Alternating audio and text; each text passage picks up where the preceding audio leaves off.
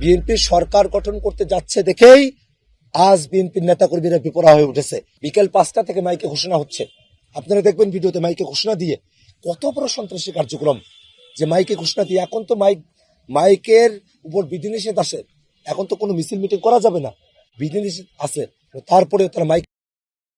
এখন আপনারা গিয়ে দেখেন লাঠি, বিশাল বড় বড় বাঁশের লাঠি নিয়ে, ভিডিওগুলো আপনারা দেখেছেন না সাংবাদিক ভাইরা, ভিডিওগুলো দেখেছেন না, তারা ভোট পুনর্গণনার মিছিল করছে এত বড় বড় লাঠি হাতে নিয়ে।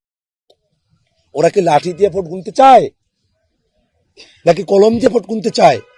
বিএনপি তো এখন পেশি শক্তির রাজনীতিতে ঢুকে গেছে।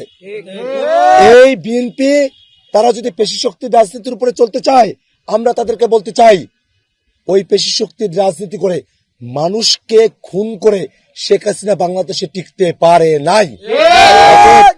যদি বিএনপি স্বৈরাচার মনোবাসনা তাদের মধ্যে রেখে থাকে, বিএনপিকে সতর্ক হতে হবে, সাবধান হতে হবে।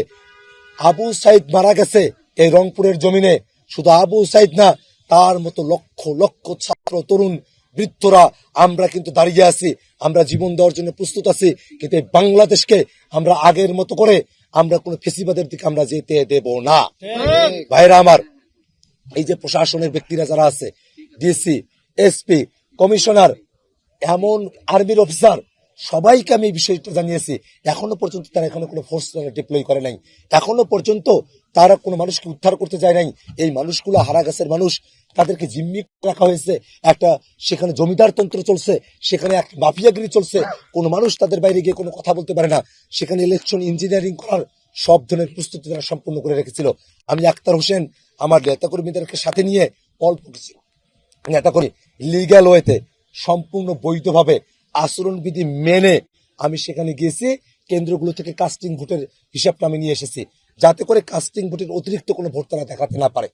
কারণ তাদের টার্গেট ছিল যা কাস্টিং ভোট তার থেকে আরো অন্তত বাকি 30-40% ভোট বেশি দেখিয়ে কাস্টিং ভোট 55 থেকে 60%, তারা সেটাকে 90 থেকে 95% করে সবগুলো ভোট ধানের শীষে দিয়ে তারা আমাদেরকে ইলেকশন ইঞ্জিনিয়ারিং করে তারা আমাদেরকে হারাতে চেয়েছিল। এমনিতে জাল ভোট দিয়েছে, টাকা পয়সার সরাসরি টাকা পয়সা দিয়ে তারা শেষ করে ফেলেছে।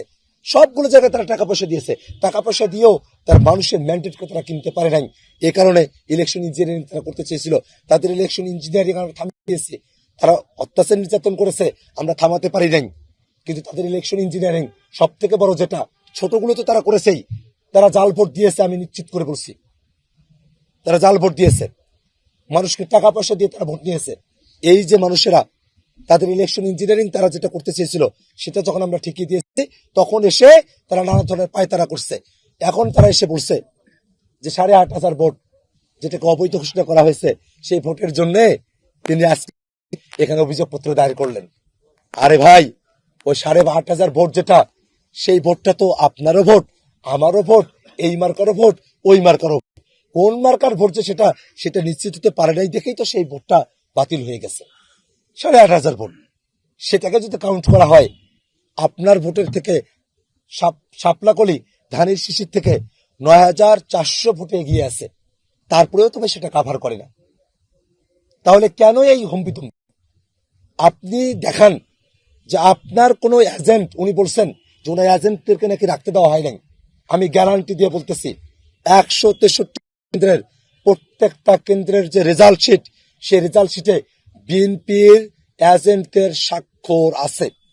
চ্যালেঞ্জ করে বলতেছি, আজকে উনি এখানে এসে বললেন যে ওখানে নাকি এজেন্ট নাই, এজেন্ট রাখা হয় নাই। বিএনপি এই অবস্থা তাদের হলো যে তারা এজেন্ট দেওয়ার তারা লোক পায় না, তাদের মুখে তারা বলতেছে, মানে টাকা দিয়েও এজেন্ট দেওয়ার লোক পায় না। ওনার কথা অনুযায়ী বিষয়টা সেখানে গিয়ে দাঁড়ায়। এই অবস্থা যাদের, তারা ইলেকশন ইঞ্জিনিয়ারিং করে যে কয়টা ভোট পেয়েছে, এর অতিরিক্ত ভোট আমরা তাদেরকে ইলেকশন ইঞ্জিনিয়ারিং এর ফার্দার কোনো সুযোগ আমরা তাদেরকে দেব না। ইলেকশন ইঞ্জিনিয়ারিং যদি তারা করার চেষ্টা করে, যদি হাইকমান্ডের নির্দেশ, তারেক রহমানের নির্দেশ বা অন্য কারো নির্দেশে রংপুর 4 আসনের ফলাফল নিয়ে, ম্যান্ডেট নিয়ে কোন টালবাহানা তৈরি করা হয়, আমার রংপুর 4 আসনের জনগণ আমরা কেউই এই বিষয়টাকে আমরা মেনে নেব না। আমরা একটা শান্তিপূর্ণ ইলেকশন চেয়েছি। আমি আল্লাহর কাছে দোয়া করেছিলাম যাতে করে আমার এলাকায় অঙ্গহানি, জীবনহানি ছাড়াই একটা শান্তিপূর্ণভাবে একটা ভোট সম্পূর্ণ হয়। থাপ্পড় খেয়েছে মানুষ, রক্ত ঝরেছে মানুষের, আমার কর্মীদের, কিন্তু অঙ্গহানি হয় নাই। আমার কোনো কর্মী তার জীবন দিতে হয় নাই। ভোটের দিন পর্যন্ত আমি আশ্বস্ত ছিলাম। যখনই তারা হেরে গেল, হেরে যাওয়ার পরে তাদের উচিত ছিল স্বাগত জানানো। তারা এই উদারতা তারা দেখাতে পারেননি।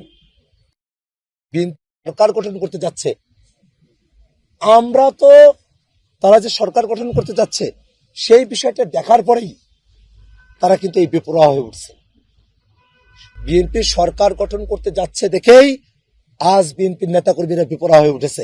আপনারা অবাক হয়ে দেখবেন, পাওটা নাই একজন কর্মী আমাদের একজন নারীকে ধর্ষণের হুমকি দিয়েছে।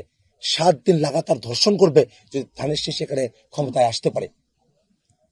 এই কারণে আমরা বলতেছি যে এইভাবে মানুষের উপর অত্যাচার নির্যাতন করেন না, মানুষকে তার কাজটা করেন। আমরা চাইবো তারা তাদের দাবি করতে পারে। যদি কোনো জায়গায় কোনো ধরনের পরিস্থিতিগত জায়গা থেকে কোনো ধরনের বিষয় থাকে যেটা পুনর্গণনার জন্য আইনগতভাবে বিবেচ্য, সেখানে তারা দাবি করতেই পারেন, কিন্তু লাঠি নিয়ে না। সে দাবিটা কলম করতে হবে, সে দাবিটা মাথা খাটিয়ে করতে হবে, সে দাবিটা আইনের ভিত্তিতে হতে হবে। সেটা লাঠি উঁচিয়ে ভোট পুনর্গণনার দাবি করা চলবে না। তারা করতে পারেন, ভোট পুনর্গণনার দাবি করতে পারেন, কিন্তু সেটা হতে হবে ডিসেন্টলি, আইন মেনে, এখানকার বিধি নিষেধ যা কিছু আছে সবকিছু মেনে সেটা হতে হবে। আমরা একটা শান্তিপূর্ণ ভোট চাই। আমার যারা নেতাকর্মীরা যারা আছে, আমি তাদেরকে শান্ত থাকার আহ্বান জানাই। আমাদেরকে তারা অত্যাচার করছে, আমাদের রক্ত ঝরেছে, কিন্তু আমরা তারপরেও আমরা শান্ত থাকবো। আমরা শান্ত থেকে আমরা এই বাংলাদেশটাকে আমরা শান্তির দিকে আমরা অগ্রসর করব।